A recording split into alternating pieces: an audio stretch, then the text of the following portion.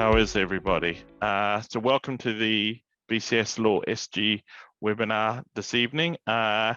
So we've got two excellent speakers today. I'm not being biased, given that they're my colleagues at CMS, but I've heard them speak before and they know their stuff, which is great. So they're going to be speaking about decentralized autonomous organizations, which they'll sort of explain in terms of what it is, what are the issues, what happens if there's a potential dispute and so forth. So the speakers we've got is Ben Hitchens, who's a partner in the IP team here at CMS, and we've got Oliver Roberts, who is a trainee at CMS. So without further ado, I will hand it over to Ben and Oliver. Thanks very much, Sam. And thank you also to the BCS for giving us the opportunity to speak today. Really happy to speak about this subject. So as Sam mentioned, we're going to be talking about decentralized autonomous organizations, but as that's quite a mouthful, we're going to refer to them as DAOs throughout. So in 2022, NFTs entered the zeitgeist, and they're now being spoken about quite freely by consumers and the press in the same breath as crypto, Bitcoin, and the like. However, DAOs have until quite recently remained more under the radar, and that's possibly due to their lack of transparency as legal entities, which is something we're going to hopefully address today. So as Sam said, my name is Ben Hitchens. I'm a partner at CMS. I specialize in IP disputes, particularly focused on crypto, digital assets, AI, and the Metaverse, so all the buzzwords in there. I'm joined by my colleague, Ollie Roberts, who's a final seat trainee, and he spent significant time researching DAOs and the crypto sector. So as I said, we'll be looking at DAOs today. We'll look at what they are, how they work, some specific use cases, as well as issues to consider when thinking about whether to bring legal proceedings in a DAO's name or indeed against one. So for those without a foothold in the crypto sphere, DAOs seem to have sprung out of nowhere. In the past year alone, DAO treasuries reported surging from around $400 million of crypto funds, that was at the start of 2021, to an estimated 12.5 billion in January 2023. And DAOs are a particularly popular model for new crypto and metaverse ventures, and are seen by crypto enthusiasts as the tonic to the concentrated power of big tech for their democratic and decentralized structures. So as such, they seem to be deeply embedded in the culture and ethics underpinning Web3. So we'll start off with the slide on the screen. Obvious question, what is a DAO?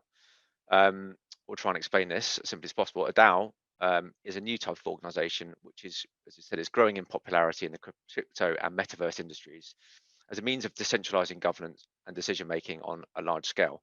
They've been described as an online group with a common purpose that has some commercial elements, or if you listen to our fellow partner and crypto expert, Charlie Kerrigan, a crowd with a bank account.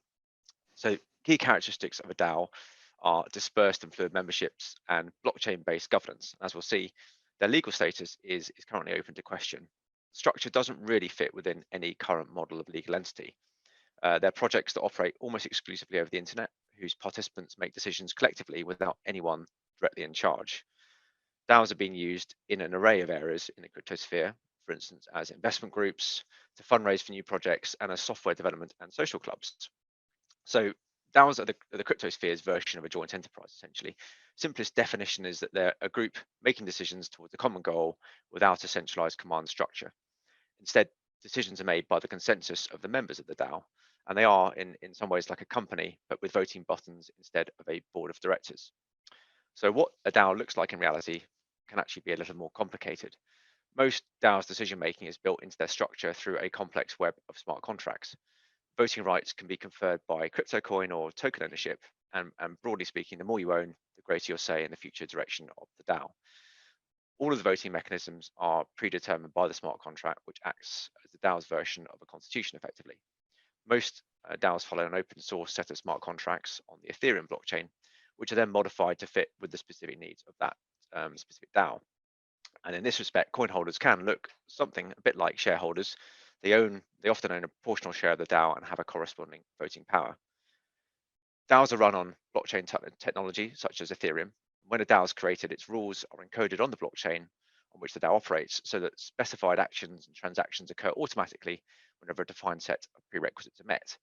Third parties who normally have to be paid and could make mistakes or act disloyally don't need to be involved. So there's no directors or managers to oversee decisions. There are no lawyers at the starting point, and there are no banks or brokerages required to transfer or to record the transfer of funds. Generally, any changes in the coding and therefore in the smart contracts can be proposed by any member and will be implemented if approved by the members. However, Unlike a company, there's usually minimal or no delegation of decision making to an executive board. While some DAOs have committees to carry out various functions, these usually do not exercise high degrees of autonomy and usually only execute on the decisions of the majority. So voting can cover a vast array of areas, and this will vary from DAO to DAO. Tokens can give voting rights over wide issues like governance or economic trajectory of the specific DAO, or more narrow issues such as whether to hire a contractor for a specific task or to implement a new feature into their products. And projects may have more than one token. For example, they could use a protocol token, which might be used for transactions with third parties, i.e. to deal with the supply and demand of the project's products. There could also be a utility token that might be used for transactions to deal with supply and demand within the project system. Projects can obtain revenues from sources other than transaction fees. For example, they can provide technology, advice, or time to another project. And projects may invest inside and outside their own systems. And the likelihood of any of these things happening is really related to a combination of the founder team vision, community voting, the success of the project, whether in whole or part, and obviously the type of project that's intended. The design of the tokens in the system must broadly also cover governance. So we're talking about things like decision making, enforcement, like shareholders' rights and governing law for a company, economics, things like incentives, share capital, currency in a company, technology, so which blockchain to build on and how to do that, and regulations, so whether the project will perform regulated activities or not. But that's not to say that every DAO is structured in the same way. Some DAOs are much more like an online members club whose decision making is made through a specific forum or a social media channel even. But DAOs of this type tend to have crude voting systems, which usually indicate they're less sophisticated and economically active than DAOs governed through smart contracts, which sort of therefore reduces the likelihood that they're going to become involved in the sort of disputes we're going to be talking about today. Holly? Great. So I'm going to take a step back and talk to you about the origin of the DAO, the first DAO that was ever created, which was creatively called the DAO. So it's the first version. It operated as a decentralized investment fund. So how does that work in practice? Well, you send me your cash in the form of Ether, which is the cryptocurrency for Ethereum. And for every one Ethereum that you send into the DAO, you get 100 DAO tokens. That's done automatically through the smart contract. You can then use your DAO tokens to vote on initiatives put forward to the DAO, and those decisions determine essentially where that pot of money, Ether, moves. And then that movement into whichever project that they've chosen to invest in is all run through smart contracts. There's nobody directly involved, and that money gets funded directly there. You then get a certain percentage return based on how much of the pot you actually put in. So that's the basic structure of how it works. And it was incredibly successful. I mean, following launch, it raised over $250 million worth of Ether, which is pretty astounding. And I think is way more than the founders actually expected. However, very, very quickly afterwards, only 3 months later, on the 17th of June 2016, the DAO was hacked and it lost over $70 million worth of Ether deposited by its members. And the reason for that hack, the way that that hack happened, was there was a flaw in the smart contracts, which meant that the smart contract could be tricked into thinking that decisions had been made, and that money essentially got drained within a very quick period of time before anybody could do anything about it. Now, because those members were predominantly young men and predominantly based in the US, that led to the SEC to investigate, and they ended up concluding that the DAO was in violation of securities law. And that had pretty wide implications, not just for the DAO itself, which was shut down, but for cryptocurrency generally. So it was a pretty flawed start to the system, and you might wonder why we're starting off here. But I think it reveals some of the interest in how these decisions are made and how DAOs work. So how do they work? I think Ben's already given us a bit of a pretty broad overview of that, but just to really dial it back to the basics, there are essentially no key rule book, but there are some very key features. There's three that really jump to mind. The first is that it has to have a voting mechanism. Now, as Ben mentioned, mostly that voting mechanism is left to however that DAO wants to do it. So if you're at a very early stage of a DAO that's operating predominantly off a Discord channel, there's only a few people involved, it might just be a show of hands on that Discord channel. But the more members become involved, the more money is involved, the more that mechanism tends to be formalized, and that's when you start to see essentially voting run through smart contracts. usually involving coins. So the more coins you have, the greater say you've got in terms of the outcomes of the decisions for the DAO. So that's point one. The second really important feature is that the decisions have to be made through that voting mechanism. And that means that there has to be a way of enacting that decision. Now, that seems really obvious, but actually it can be quite a complicated issue in practice. So one of the key ways is to do it through a smart contract, and that's a really good way to do it for crypto-based movement. So if you're only operating in a crypto sphere, then it's actually quite simple to do everything on chain. But there are times when you're going to have real world applications, and you're going to have to trust somebody to carry out the will of the DAO. And that's something we'll be referring back to throughout the presentation. Now, the third feature is that the scope of the decisions has to be determined ahead of time. So usually you're going to have a very set structure of rules, which is built into the smart contracts, about what kind of decisions the DAO is able to make. And those can be revised from time to time. But for the most part, they're structured so you know specifically what the DAO is capable of deciding, what it's not. So as Ben mentioned, there might be issues of governance. It might be issues of economics, so how the DAO goes about commercializing what it's already got and how it ends up rewarding the coin holders. It might be a question of technology, on what platform to run the DAO and so on, or it might just be about community bonuses, community perks and community decisions. And those are quite common as well. So what I've got here is a picture of one of the ledgers. This is essentially an extract from the smart contract that's been pulled into a nice reader-friendly format on the ApeCoin DAO website. So what I want to show you is that you can see that it's got the number of votes, you've got the wallet ID, so that's essentially the name and the code associated with the wallet holder who holds the coins. You've got their vote, so here you've got a bunch of abstains and a bunch of against. Doesn't seem like a particularly popular decision. And then you've got the number of coins that they hold. So if you wanted to, you could tally up all of the votes, you could tally up all of the coins, and you could replicate the decision to make sure that you've checked it against the what the outcome the smart contract had. So you can go and check the contents. And then Ben, I think over to you. Yeah, thanks, Ollie. So yeah, we thought it'd be a good idea to give you some use cases, some examples of what DAOs have actually been used for, so that they're not just theoretical objects. As you said, they are still new, but there are already an established category of, or series of categories of projects that these things have been used for. So for instance, you have DAO operating systems, and these provide the technology on which DAOs are built. So these are sort of like off-the-shelf toolkits for builders. You have protocol DAOs, which deal with matters of governance, like constitutions or bylaws for a particular project.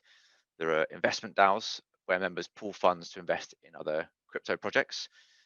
Service DAOs, and these are teams that provide consulting and professional services to other DAOs. And interestingly for us lawyers, this category also includes legal DAOs, things like Lex DAO and Thing3. And there's also social DAOs, basically a membership club where the NFT is the kind of the membership card.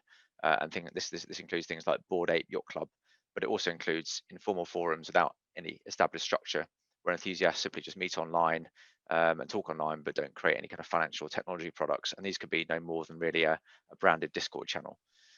So we're just going to discuss some real world examples. I think, Ollie, you're going to discuss MakerDAO to start with.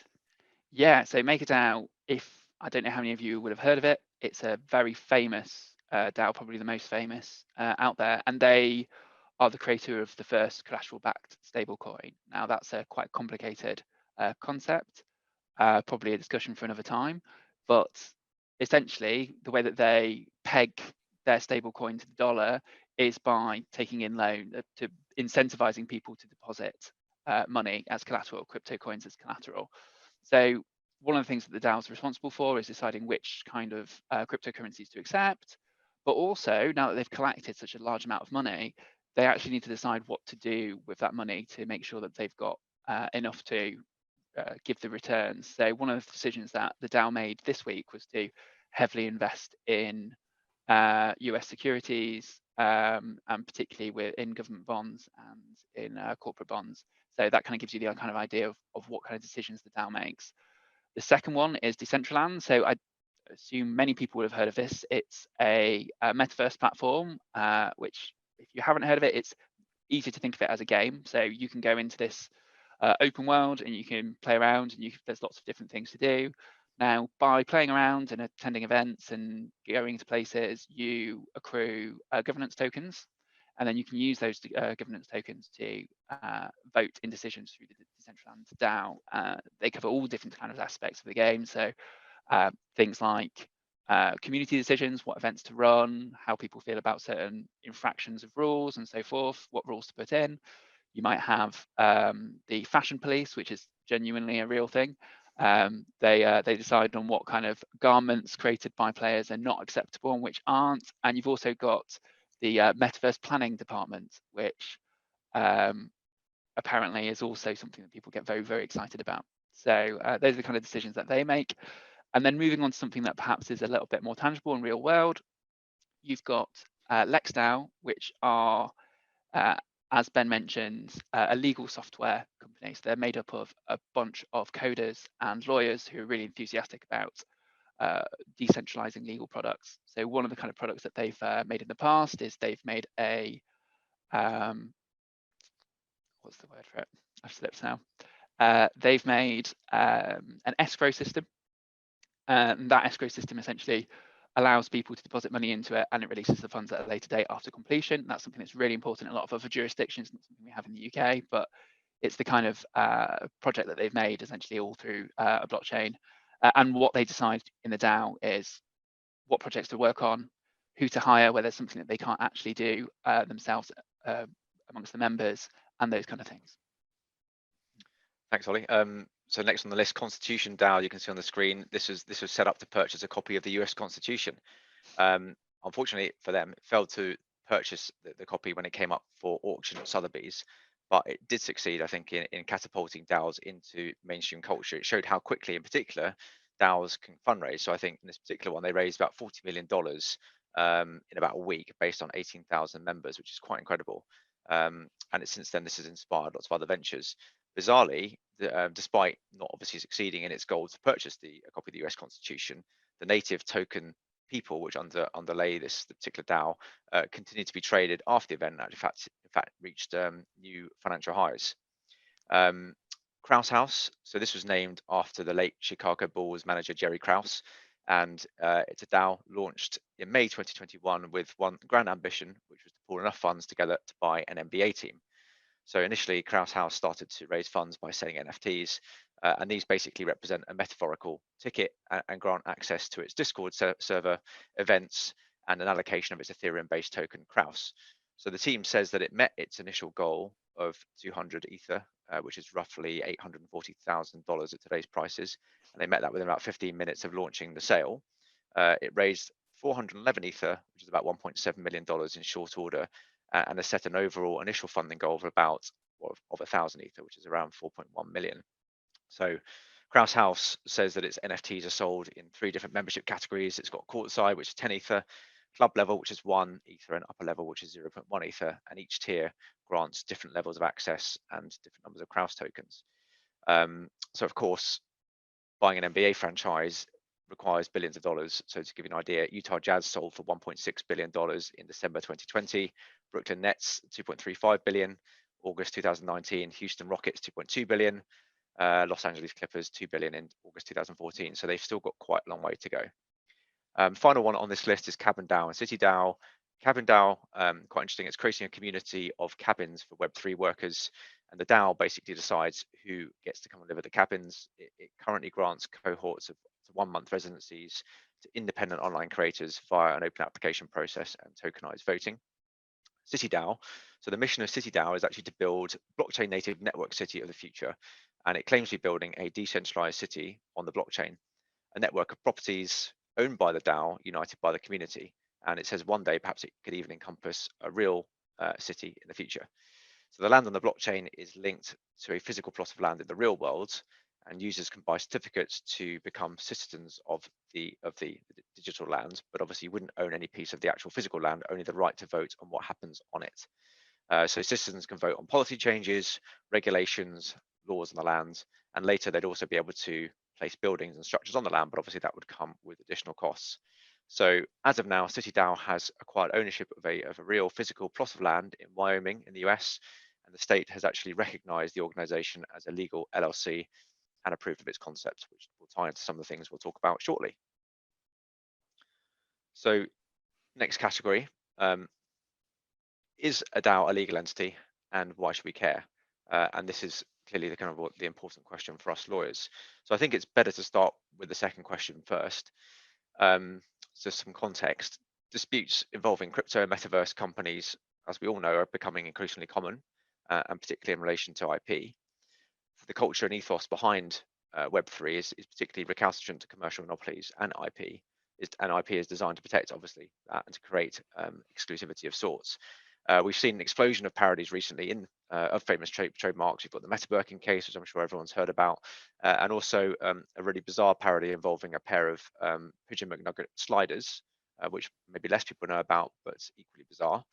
But this kind of ties into the point, really, because irreverence and hype sort of translate into boosting sales, and this is often significantly fueled, we would say, deliberate trademark infringement in a digital context. Metaverse organizations, which includes DAOs, also have a significant interest in figuring out how to protect their IP in a digital setting. The damage that can be caused by copycat products and fake coin scams in particular can obviously be very serious to a Metaverse brand, particularly as trust and transparency are considered key in this particular industry. So with the growing interest and money being poured into the Metaverse, although that seems to have stalled recently, that's particularly by tech giants like Meta, Alphabet, and Amazon, we do expect many cases of trademark infringement, copyright infringement, possibly design infringement to follow. So if you're considering expanding your business into the crypto space, it's becoming increasingly inevitable that you will eventually have some kind of dealing with a DAO. And as part of that process, your due diligence should include assessing how you might recover your losses if things go wrong or if your IP is infringed. On the other side of the coin, number of new startups electing to operate as DAOs is growing pretty rapidly, as we've just seen. And those enterprises will also need to know exactly how they can bring legal proceedings should their valuable IP be misappropriated. And that's something we'll talk about later. So from a legal standpoint, figuring out exactly what a DAO is a pretty tricky question, to be honest with you, and there isn't really a clear answer. The characteristic part of a DAO is how it makes decisions, not what it does or how it's structured. And this makes DAOs a broad church of ventures and activities, and no single rule is likely to apply in all cases, so it will have to be assessed on a case-by-case basis. Whilst the precise nature of DAOs would be a matter for the courts, the legislature, or indeed the Law Commission, it's clear that DAOs can be structured in a variety of ways, including as partnerships, unincorporated organisations, and using voting systems connected to a more traditional legal entity. And we'll have a look at each of those options shortly. So again, why does this question matter? Well, firstly, bringing a claim for or on behalf or against a DAO can be quite tricky, or could be tricky. And understanding the structure of the DAO and how you might bring a claim is therefore really important at the outset. Otherwise, you run the risk that as an initial point, service may not be valid. On the other hand, the main issue around pursuing a DAO is figuring out who to take action against, which is determined in large part by its putative legal structure. Now, if voting rights are established by the ownership of a publicly traded coin, tracking down and serving on all of the owners is going to be logistically difficult, if not impossible. Particularly within this field, the speed at which crypto transactions occurs means that between postage and receipts of the claim form, the ownership may have changed hands numerous times. However, if you serve on the DAO itself, presuming you can find a suitable address, you run the risk that the service is not valid and your claim fails at the first hurdle. However, we have seen some flexibility recently, in particular by the UK High Court, that might help to address this issue, as that's authorised service by NFT and also by airdropping claim forms into a user's wallet. But it nonetheless requires a proper understanding of how the DAO operates to ensure that the correct token holders are served. But also, as we set out on the screen here, the nature of a DAO's legal identity will also be germane to the following issues. So if you interact with a DAO, you'll want to consider, we've just said, who you should contract with. Is it an individual? Is it the token holders? All of them, some of them? Or is it a legal entity associated with the DAO, a so-called wrapper, which is what we're going to talk about later? Who do you serve on? As we've already discussed, do I need to serve on all the owners of the tokens, or just some, or one, or any wrapper associated with the DAO? And how do I serve those individuals or entities, particularly where there obviously is a degree of anonymity? The question of jurisdiction is also a difficult one. Where is the DAO domicile for jurisdictional purposes? If we're looking at IP infringement, is it targeting consumers in any particular jurisdiction? And also, who's liable for my loss? Does the concept of joint and several liability apply to a DAO? And if not, who is liable? From the DAO's perspective, the key questions, again, they're on screen here. What is the liability of the token holders? Is it joint or several, or is it limited liability? How can I enter into contracts from a legal perspective? And can a DAO hold property, either real or intangible? And if so, what form will that take? So I think a really helpful starting point for this, for trying to dissect this, is asking whether a DAO is a company. And I think it's quite obviously no, not going to be a company. The reason being, it's not going to be compliant with the Companies Act, so it's not going to be registrable in the UK. So if a DAO is not capable of being registered and it's not a company, then it's not going to be, not going to have legal personality. It's not going to be a legal person. And we'll talk about the implications of that in a moment. But there are some exceptions to be aware of first, and I think these are important to know of, and that's why it's an important question to start with. There are some registrations that are available in some countries. The US is one of those countries, particularly the state of Wyoming. Take-up has been really poor so far. I think one of the reasons is because they are registering as LLCs and they require certain registration requirements which make them quite centralized, and that goes against some of the Web3 ethos. But they are out there and they do exist, so they're something to be aware of. And the other scenario, which is slightly more common, is where you have a company that's operating regularly as a company, but it's outsourced some of its decision making over very key aspects or certain aspects of its operations to a specific DAO. And that might be on a binding or non-binding basis. So we looked at the ledger for ApeCoin recently, which is the ApeCoin DAO is the DAO associated with the Bored Ape Yacht Club. And the Bored Ape Yacht Club was created by a company, Yuga Labs, and it continues to be controlled. Release of various different products continues to be controlled by them. The company still hold all the IP. They license it out directly to the holders, but they still have a substantial amount of control over the future of the project. Now, it does take decisions about community from those that are outsourced to ApeCoin DAO, but that's still, the company's still in control of the majority of the assets. So it can happen that you've got this kind of symbiotic relationship between the DAO and a company where a company's still in the picture. But what does it mean for a DAO if it's not a company or it doesn't have a company associated it? Well, it means the DAO doesn't have separate legal personality, and that means they're not going to be able to hold property. They can't enter a contract in and of themselves, and they can't be party to a claim. And that, I think, goes to answer one of the questions that's been put in the chat so far, is that they can't really be held responsible for their actions directly. You can't hold the DAO itself responsible. So you need to get a lot more detailed about what it is that the DAO is doing and how the DAO operates to assess those kind of issues than you would traditionally with a company. So if a DAO isn't a company, could it be a partnership? And I think this is one of the answers that's favoured at the moment, and the answer is possibly, and it really depends on the context. So the Partnership Act defines a partnership as two or more people carrying on a business in common with a view for profit. And it's this second question, the issue of profit, and whether or not there's an intention to generate profit, that's really tricky in the situation of a DAO. And it requires you to get very granular about what the DAO's doing and how the voting is structured. So for one, the first question you want to look at in order to assess this is, what's the activity? So we mentioned there's various different types of DAOs that operate in all different types of fields. If you take a DAO that's, for example, an investment portfolio DAO, they might be actually quite a good candidate for being a partnership, because clearly the people who are investing in that are seeking to gain some kind of return. However, if you go for, say, legal software, some people might be involved for the purpose of just creating the software because they think the software is something that's a valuable contribution. Other people might not. Other people might think that it's the possibility of a return that might be tied in there.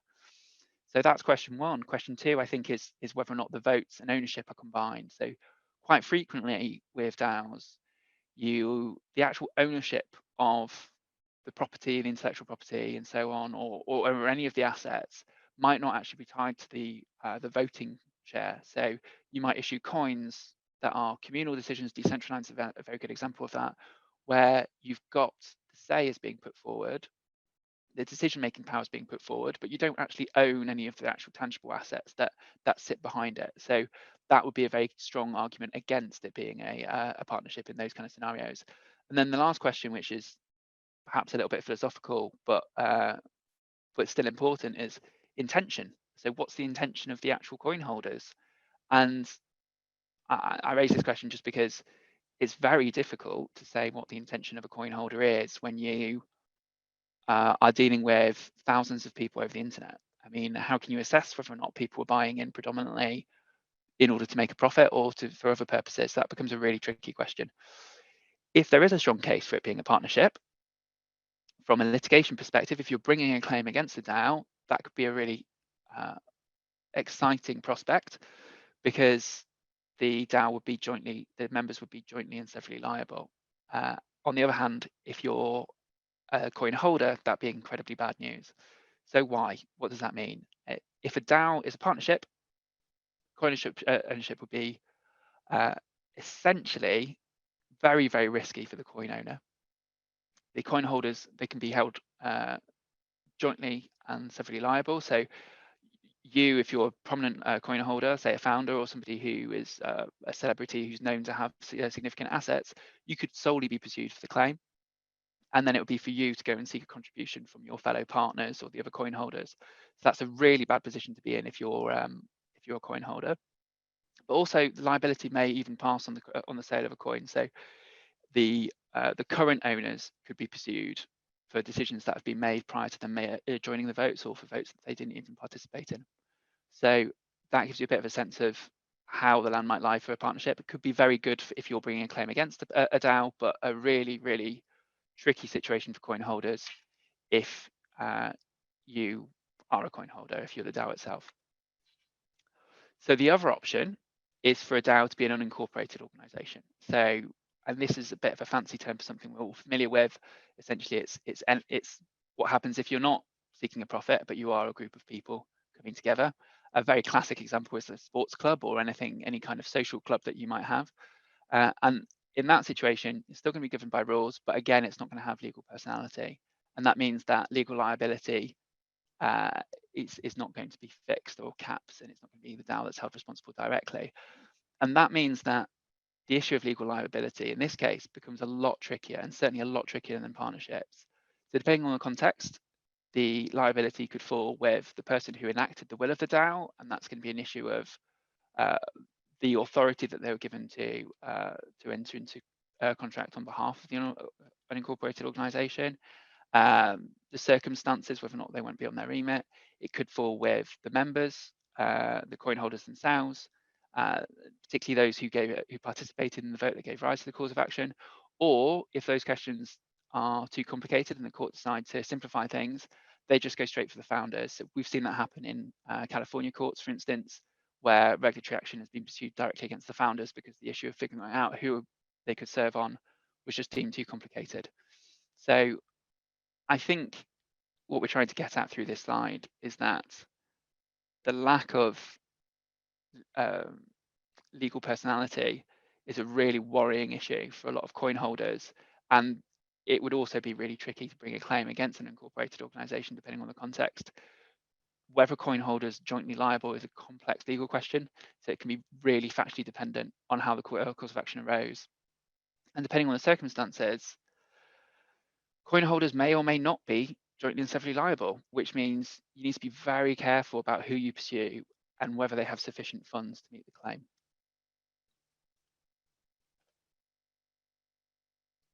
Okay, I think over Thanks, to you, Ollie. Ben. Yeah, thanks. So we've already mentioned this concept of wrapper.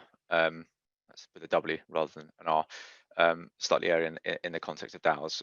So basically, wrappers are legal entities associated with a DAO, which act as tools for the DAO to carry out functions they'd otherwise not be able to do due to the lack of legal personality. And these functions include things like hiring employees, registering and paying tax, and registering with regulators in key industries. One of the most important functions we would say of a wrapper is to own property, including intellectual property.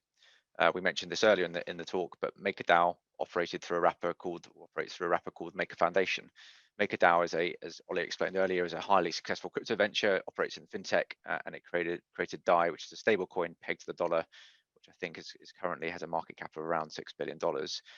Maker Foundation owns all trademarks for MakerDAO, and that allows MakerDAO to protect and grow its brand. So wrappers can take many forms. Most DAO wrappers are companies or non-profits incorporated in the US or Switzerland. That seems to be quite a popular choice. Wrappers are useful from a litigation standpoint. If a DAO has a wrapper, then it's obviously a very good candidate to be a party to litigation. It would also hold most of the assets, meaning that you know it should have the funds to meet your claim in the event that you'll bring a claim against a DAO. Appropriate wrappers can include unincorporated DAOs, DAO LLCs, and limited cooperative associations, amongst other things. Foundations established in Cayman, Guernsey, and elsewhere are also recognized options outside the US. In all cases, the purpose of the DAO is identified as the starting point for considerations of legal structures and the tax treatment of the structure, and participants should be investigated in advance as with any new business establishment. So in summary, the point of a wrapper is just to enable a DAO to engage with traditional entities and rules. A wrapper would give legal personality and therefore the ability to contract, and also protections from liability for managers and owners. So Bored Ape Yacht Club, which we've talked about already, has an associated DAO governed by ownership of ApeCoin, which I already mentioned. And this makes decisions about the future direction of the NFT, ownership perks, and other key points of economics and governance.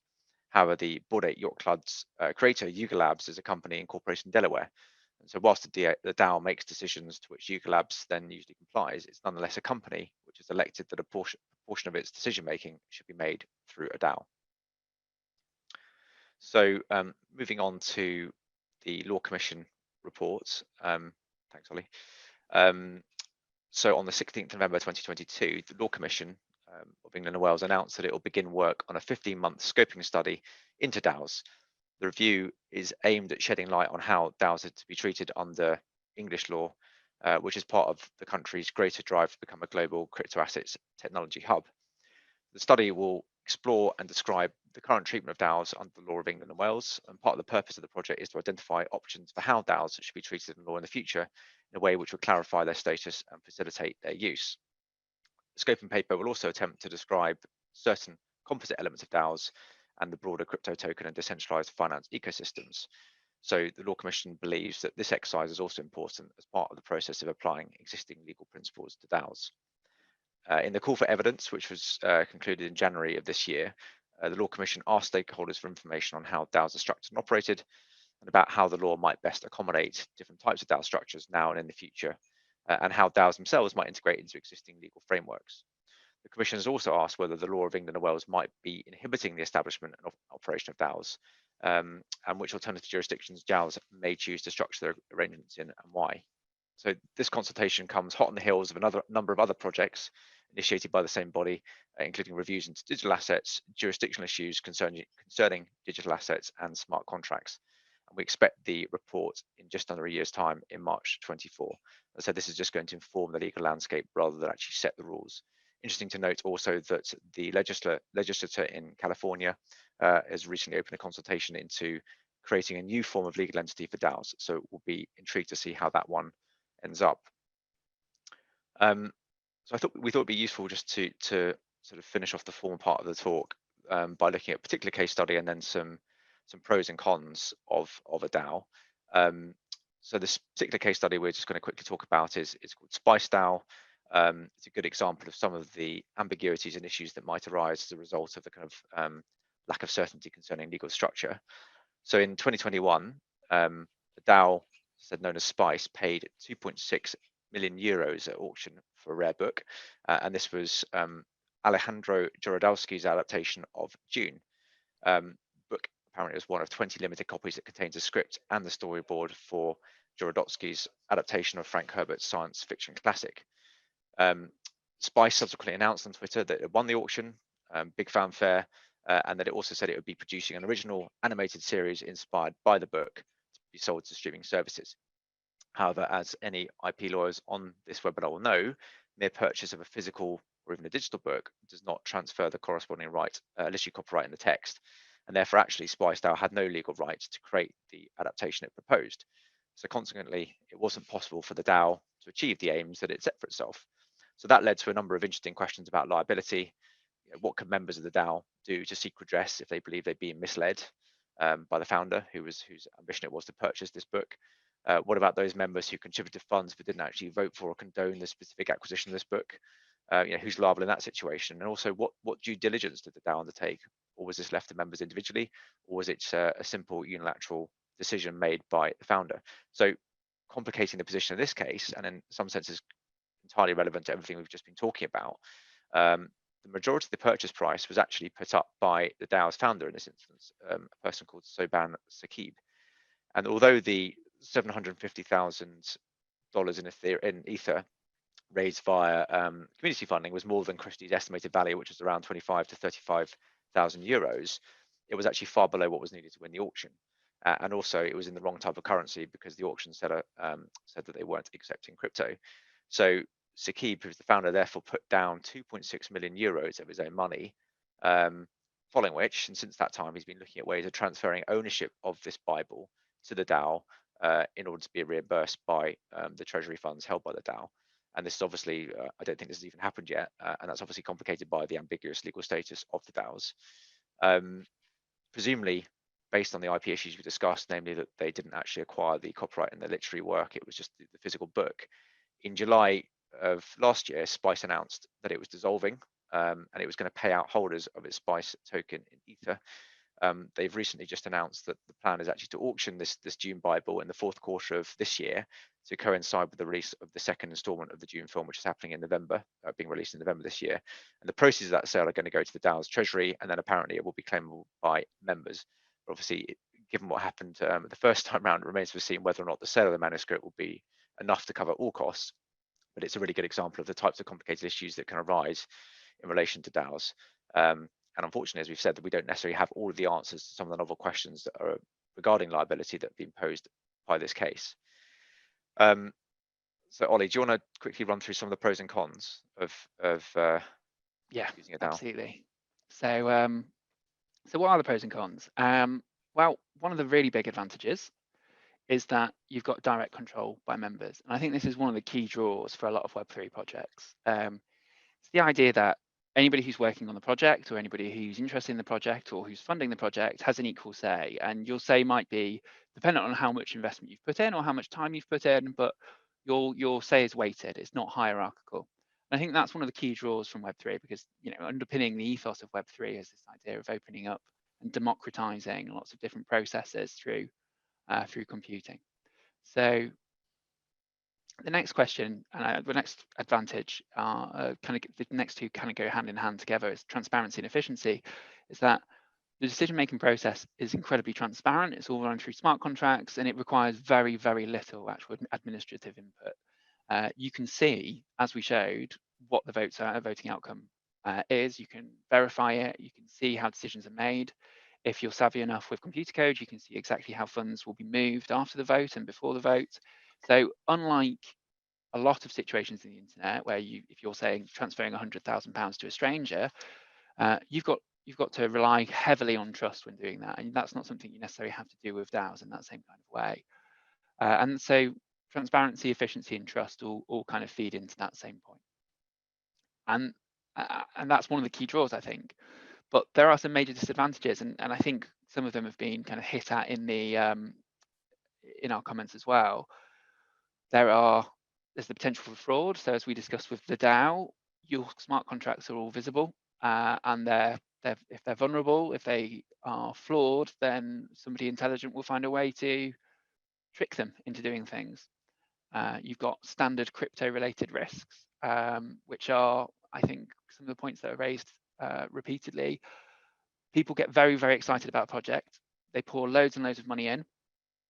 And then the reality, the utility that is being conferred by that payment is nowhere near the level of excitement and price that's generated by that.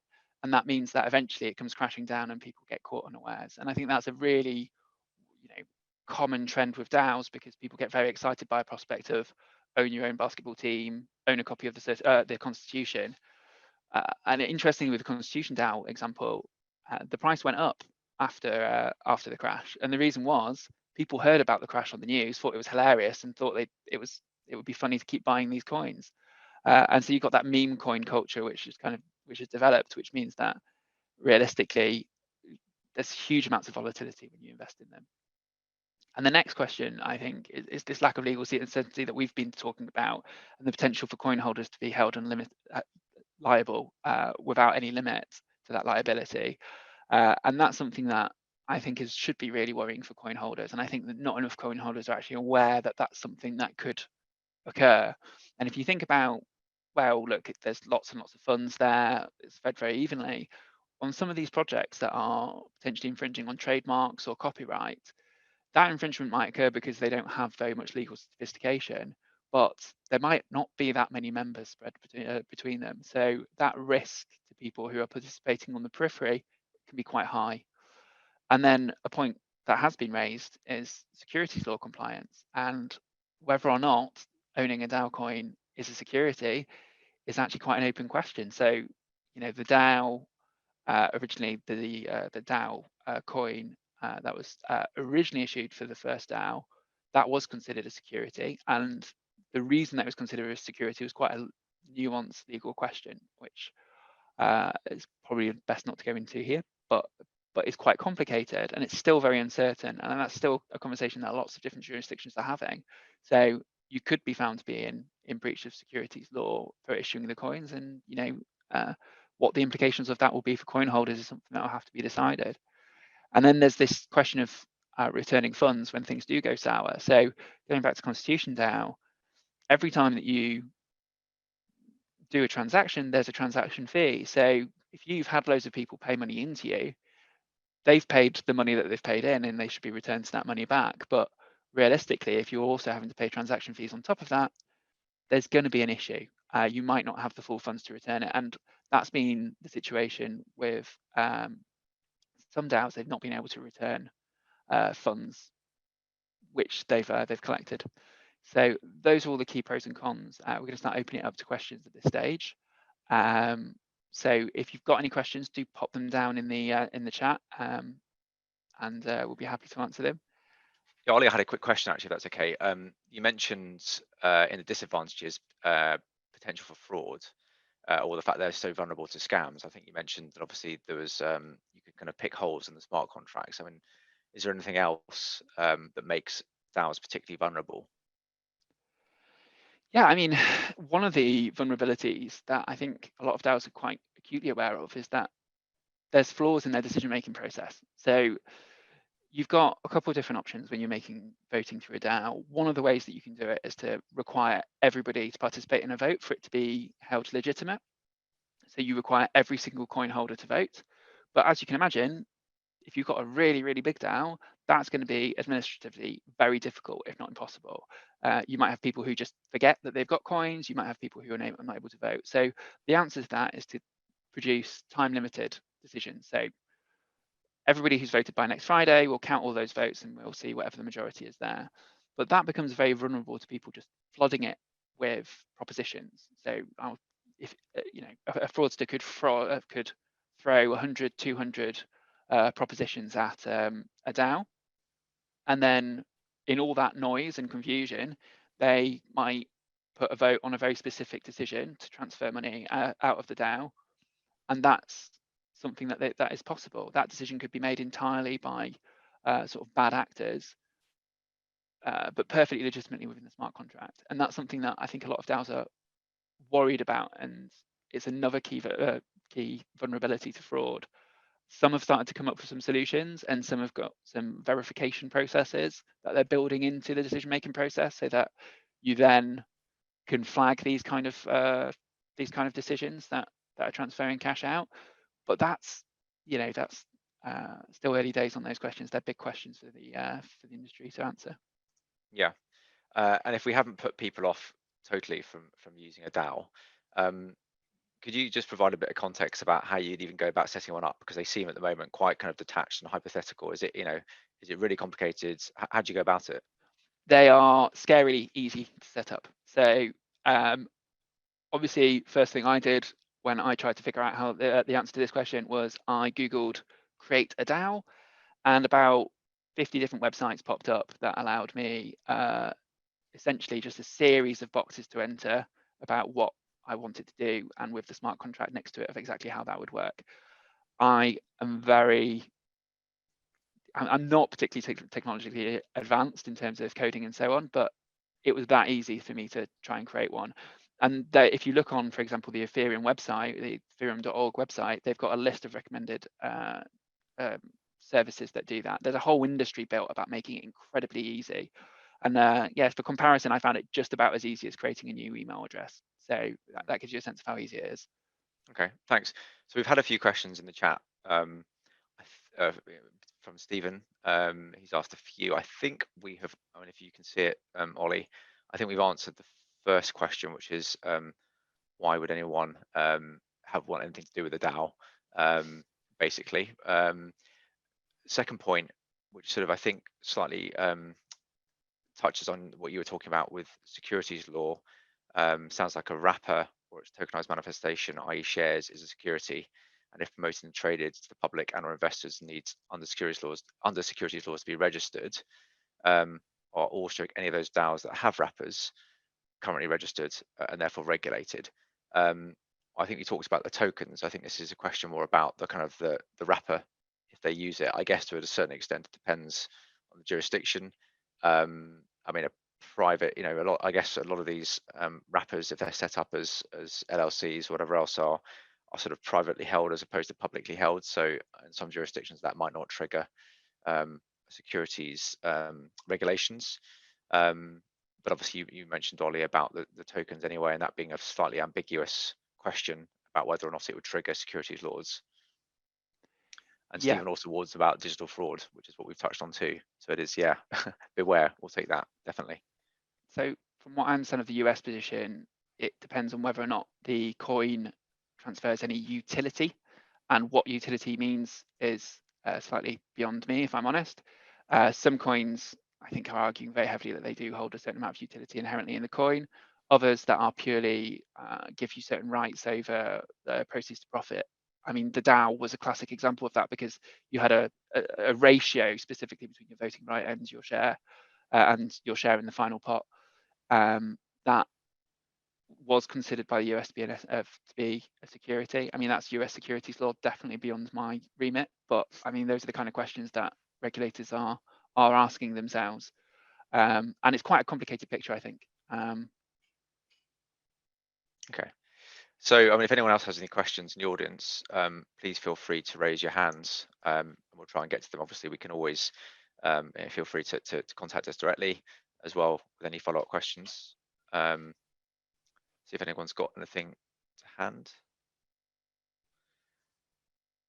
Otherwise, I can ask Ollie a few more good questions. I'm more than happy to do that. So while we wait, Ollie, unless people are stunned into silence by DAOs, if you are thinking about setting up a DAO, and you talked about how easy it is to do, or in fact even entering into a contract. So let's assume you're thinking about as a legitimate company entering into a contract with a DAO. Is there anything you would do from a due diligence perspective before doing that?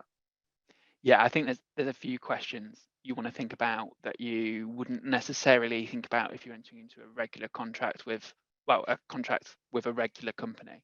So I think you need to get quite granular about what the DAO is and how it works. So first of all, look at how it's set up. Does it have a wrapper? And if it does have a wrapper, does that wrapper actually hold funds? Does it hold property that's going to be able to meet that claim? Because it's all well and good to have a legal entity sitting there to the side, but if it doesn't actually have any real tangible assets that you could use to recover, then it doesn't give you much security.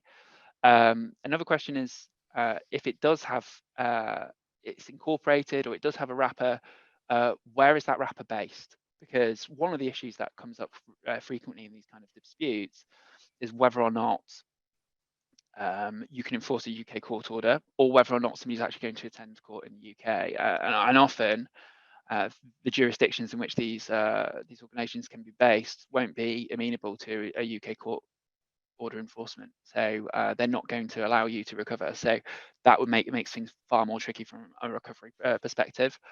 Another question you might ask is how the decision's being made, and can you actually see who made the decisions and when? Is that transparent to you as an outside party? That can be really important if, for whatever reason, it's an unincorporated organisation and you need to prove who participated in that vote for recovery purposes. That can be super important. Or a much more sort of general question is, you know, are you going to want a guarantee from anybody specific? It might be a key founder if they've got particularly deep pockets, or some kind of guarantor if they've got some sort of financial backing. And those might be things you might want to think about more than you would potentially with a regular company. Okay, thanks. We have had a question about whether a DAO fits within or falls within the proposed draft regulation on markets and crypto assets, which I have to admit is not something I know the answer to right now, but we can certainly go away and speak to our crypto team about that. I'm sure they have a view. I don't know whether it would be classified as a digital asset service, but so we can certainly look into that in a bit more detail.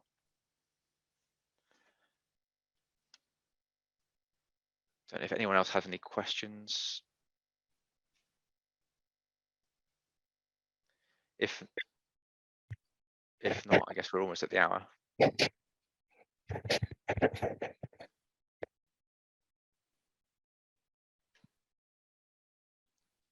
So if nobody else has any questions, I would like to thank you for joining today's BCS Law Specialist Group event, Decentralized Autonomous Organizations. A big thank you to our speakers, Ben Hitchens and Oliver Robert, and our chair, Sandra Silva. And we hope to see you in one of our next specialist group events. Thank you very much. Thank you to our speakers. Thank you very much. Thank you very much. Cheers. Thanks, and thank you for having us.